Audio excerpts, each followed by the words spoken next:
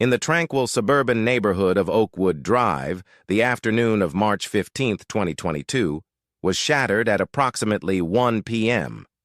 Bob Harper, entering their bedroom, stumbled upon a chilling sight. His wife Sandra lay naked and lifeless on their bed, strangled with her own panties. His heart racing and hands trembling, Bob grasped his phone to dial 911. Swiftly, the 911 operator responded, and Bob, voice quivering with disbelief and fear, reported, "My wife? She's not breathing. I think she's dead." The operator remained on the line, asking questions to calm him and gather details while dispatching emergency services. Minutes later, the Harper residence was filled with the wail of sirens. Paramedics rushed in, their expressions grave and focused. In the bedroom, they confirmed Bob's dreadful suspicion. Sandra was indeed gone.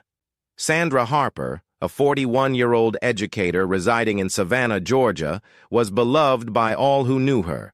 She was renowned for her kindness and devotion to her students at Ellis Elementary School. Living in a grand, beautiful home on Arsley Park with her husband Bob, Sandra had graduated from the University of Georgia with an education degree and had taught for nearly 2 decades. She was deeply involved in her community, actively participating in her church's events and programs, and was a member of a local book club that met every Thursday evening. She had a particular fondness for mystery novels, especially those penned by Agatha Christie. Sandra's family was close-knit. Her parents, James and Margaret Collins, lived nearby and visited frequently. Though she and Bob had no children, they were very close to their niece Jenny, who resided in the same neighborhood. Sandra's warm and inviting personality made her a beacon of positivity to colleagues and friends, always ready to lend a helping hand or offer a listening ear.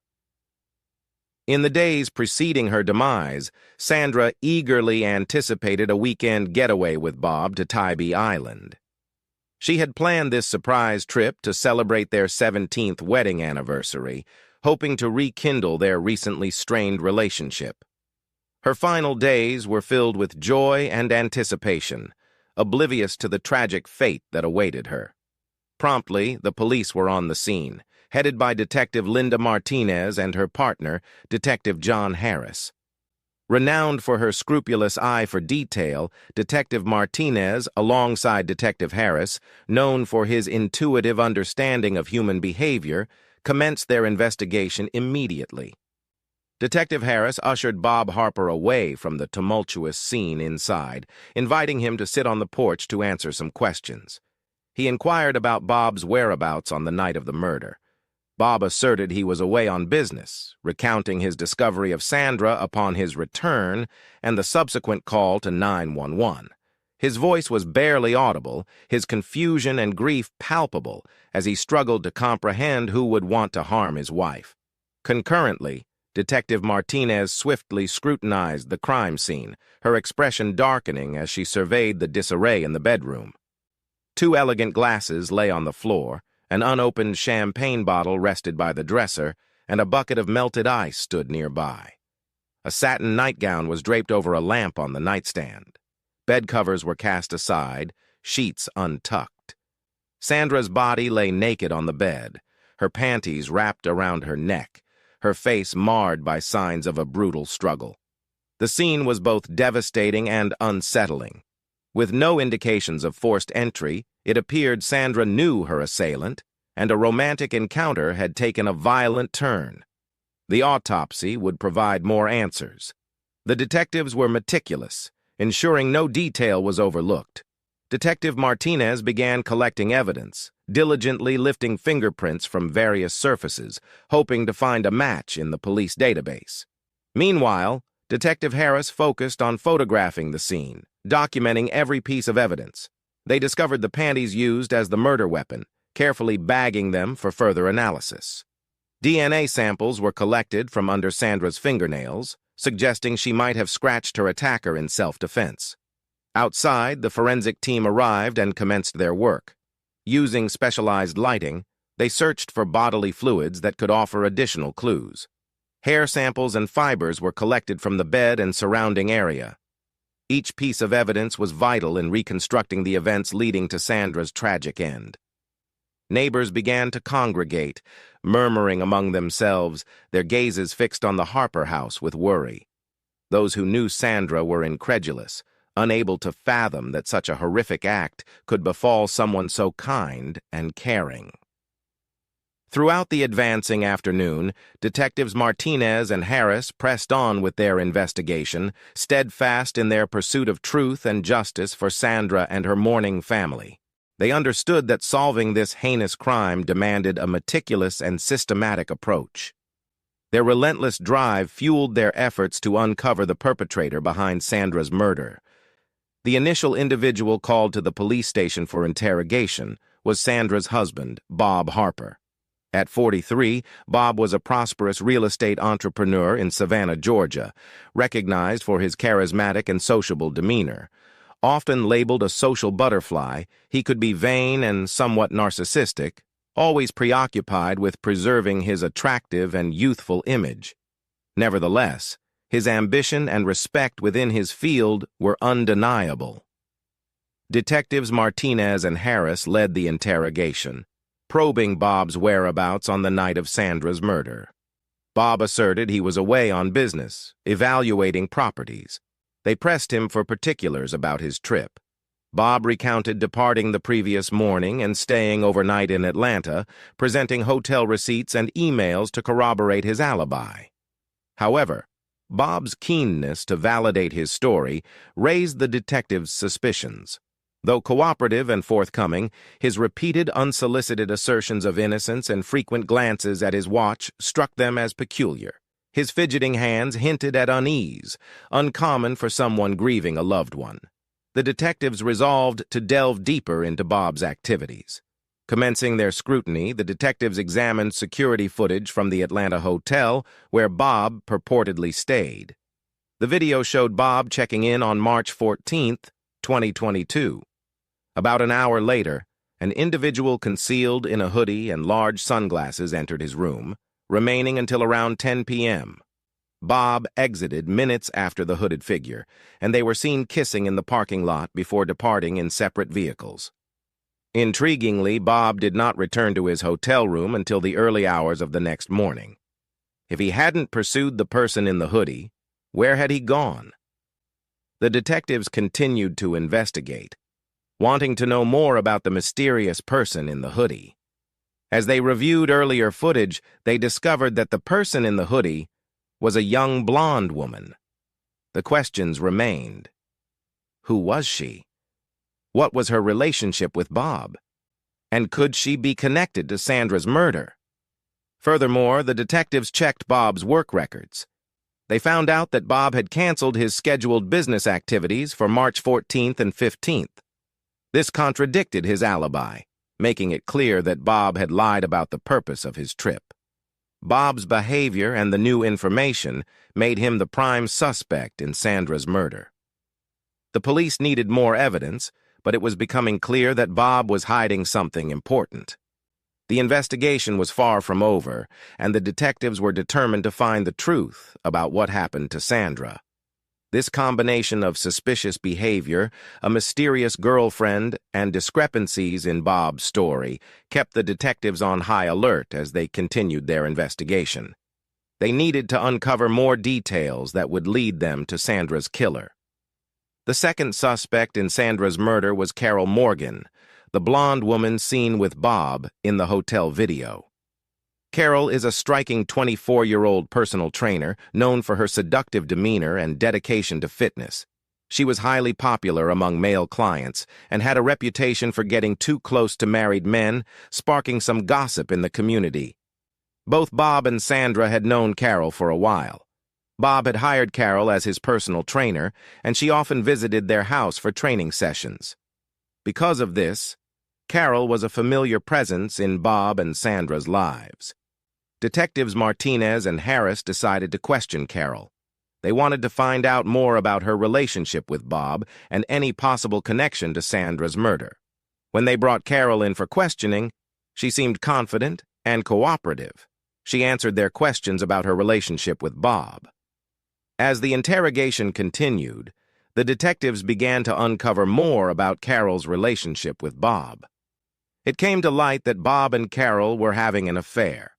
Carol remained unflustered when she admitted to the affair, but denied any involvement in Sandra's murder. Her calm demeanor and lack of emotion struck the detectives as unusual.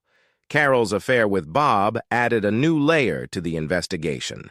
The detectives asked Carol if she knew about Sandra's murder or if she had been involved in any way. Carol denied any involvement, insisting that she had nothing to do with Sandra's death. She claimed that her relationship with Bob was purely for fun and had nothing to do with any crime. The detectives were not entirely convinced by Carol's story.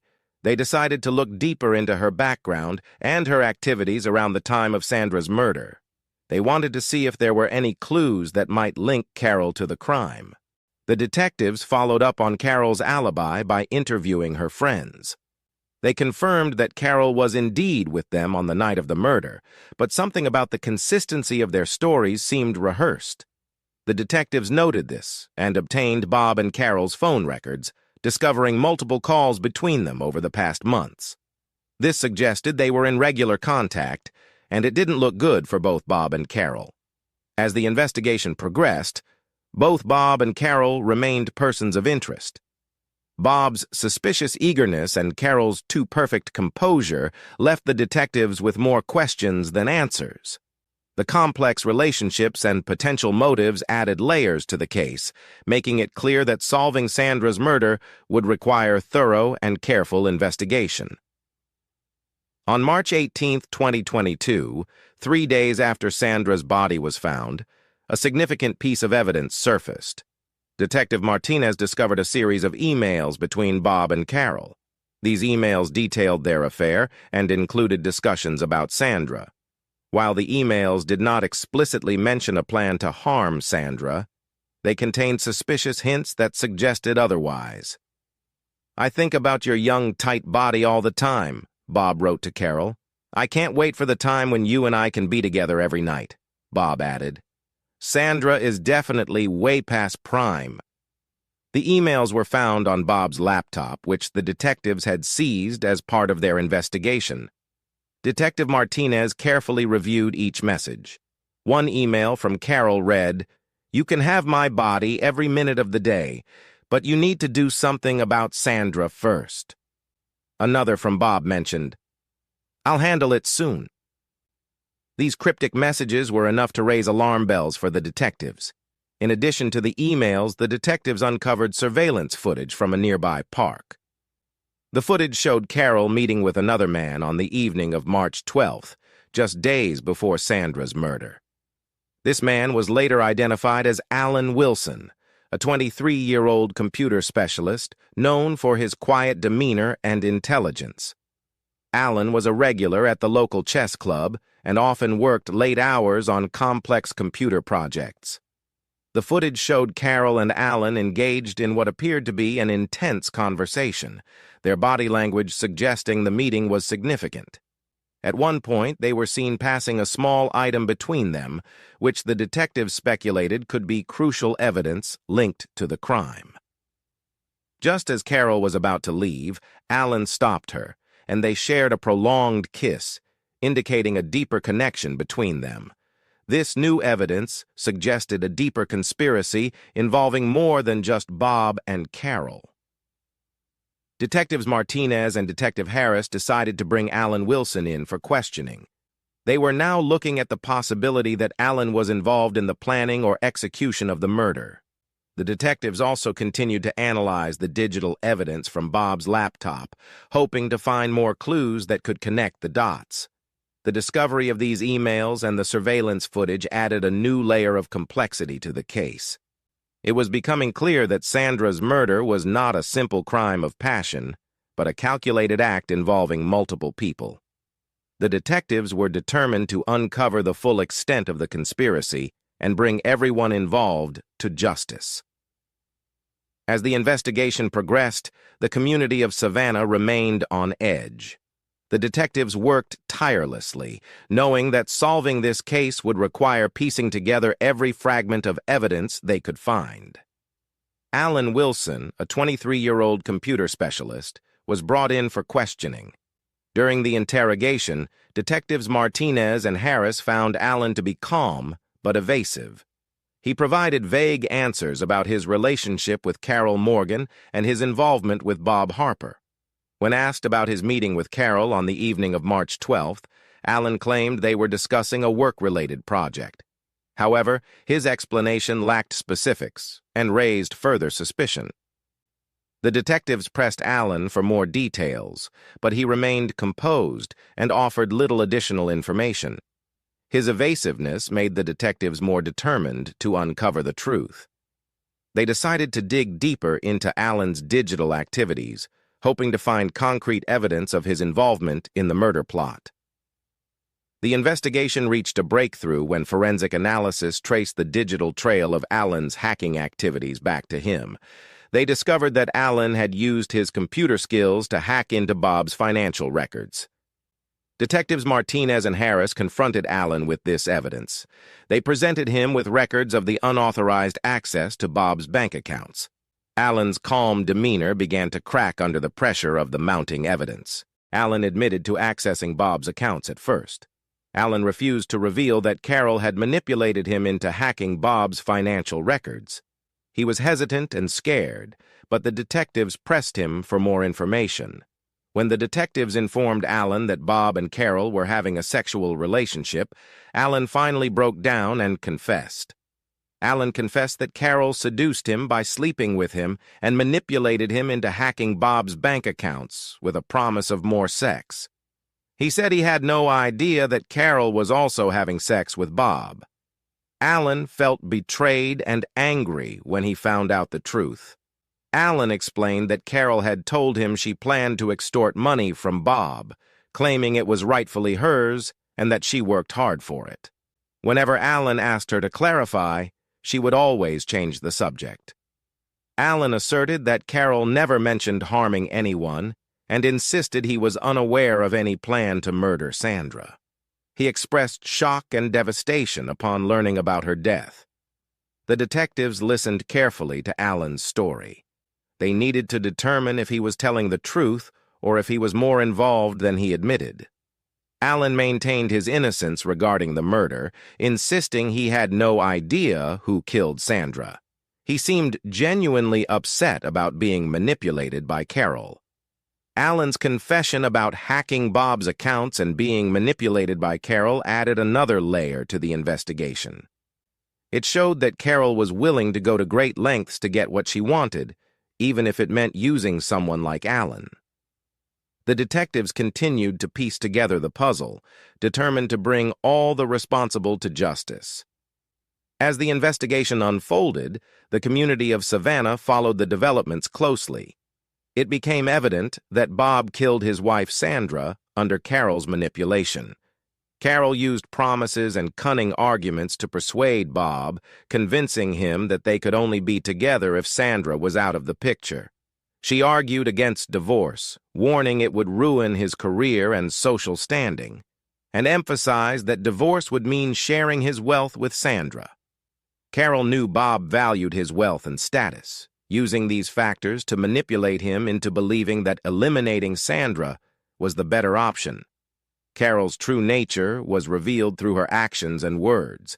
She was a greedy woman who wanted Bob's money and was willing to go to extreme lengths to get it. She didn't care about the consequences or the people she hurt along the way. Detectives Martinez and Harris uncovered that Carol had been planning this for quite some time. She knew Bob would be captivated by her beauty when they first met at a party. He then hired her as his personal trainer, and their affair began from that point. Bob and Carol would often secretly have sex in the house behind Sandra's back and would also meet out of town in various hotels for passionate encounters. During the investigation, the detectives uncovered more text messages and emails between Carol and Bob. These messages showed how Carol had slowly and methodically convinced Bob to commit the crime. Carol skillfully used her words and actions to manipulate Bob into believing that killing Sandra was the only way to secure their future happiness. She knew exactly how to push his buttons and exploit his weaknesses. She used flattery, promises, and fear to control him. Carol painted a picture of a perfect life together, full of love and passion, free from the problems that Sandra's presence created. As the detectives pieced together the evidence, it became clear that Carol was the mastermind behind Sandra's murder. With enough evidence gathered, Detectives Martinez and Harris were ready to make arrests. On March 20th, 2022, the detectives arrested Bob for carrying out the murder under Carol's manipulation. They arrived at Bob Harper's office, a sleek real estate agency in downtown Savannah. Bob was in the middle of a meeting with clients when the detectives walked in. He looked up in shock as they approached him, showing their badges and informing him that he was under arrest for the murder of his wife, Sandra Harper. Bob's reaction was one of utter panic. He stammered protests, insisting he was innocent and that there had been a mistake. His employees and clients watched in stunned silence as Bob was handcuffed and led out of the office. Detectives Martinez and Harris also arrested Carol, the true mastermind behind the entire scheme. Carol had cunningly used her sexual allure to manipulate Bob into murdering his wife. She believed she had complete control over him, so much so that she arrogantly dismissed any possibility of Bob breaking free from her influence and exposing her role in the crime. Her manipulation didn't stop with Bob. She had also ensnared Alan, convincing him to hack into Bob's bank accounts. Carol's confidence in her ability to manipulate men into doing her bidding was her downfall. She underestimated Bob's and Alan's potential to break free from her spell and reveal the truth to the authorities. Initially, Bob was reluctant to implicate Carol. However, the detectives cleverly revealed to him that Carol was also involved in a sexual relationship with Alan, and with Alan's help, she hacked into his bank accounts, planning to run away with his money. Realizing he had been manipulated by Carol, Bob was shaken by the gravity of his actions and eventually confessed everything to the detectives, including Carol's role in orchestrating the murder. Similarly, guilt-ridden and fearful of the consequences, Alan disclosed how Carol had manipulated him into committing the cybercrime. Carol's arrogance and belief in her invincibility led to her capture. Her carefully constructed web of deceit unraveled as the detectives pieced together the testimonies of her former puppets, ultimately bringing her criminal activities to light. Her greed and ruthlessness had led to tragedy, and now she would face justice for her crimes. Detectives Martinez and Harris were also determined to bring Alan Wilson to justice. Although Alan claimed he did not know about the murder plot, he had illegally accessed Bob's financial records, aiding Carol's scheme. The detectives gathered the remaining evidence needed to secure a warrant for Alan's arrest. Alan was arrested for his role in the crime, even though he insisted he had no idea about the plan to kill Sandra. Sandra's family, while devastated by her loss, expressed a sense of relief that justice was being served. They had been in a state of anguish since Sandra's murder, and the news of Bob's arrest brought them some measure of closure. They were particularly shocked to learn about the involvement of Carol, a regular visitor to the Harper home. The community of Savannah watched closely as the case continued to unfold, shocked by the betrayal and manipulation at the heart of this tragic story. The detectives' relentless pursuit of the truth had paid off, and they were committed to ensuring that all those involved in Sandra's murder faced the consequences of their actions. As the legal process moved forward, the people of Savannah hoped for a fair and just outcome that would honor Sandra's memory. The trial for Sandra Harper's murder began on December 5, 2022, in Savannah, Georgia. The courtroom was packed with reporters, family members, and curious locals. The prosecution was led by District Attorney Sarah Bennett, a determined and sharp 45-year-old lawyer known for her tough stance on crime. Bennett argued that Bob Harper, under Carol Morgan's manipulation, killed his wife to avoid a messy divorce that could ruin his career and social standing. Bennett presented compelling evidence, including incriminating emails between Bob and Carol, hotel footage of the two together, and phone records showing frequent communication.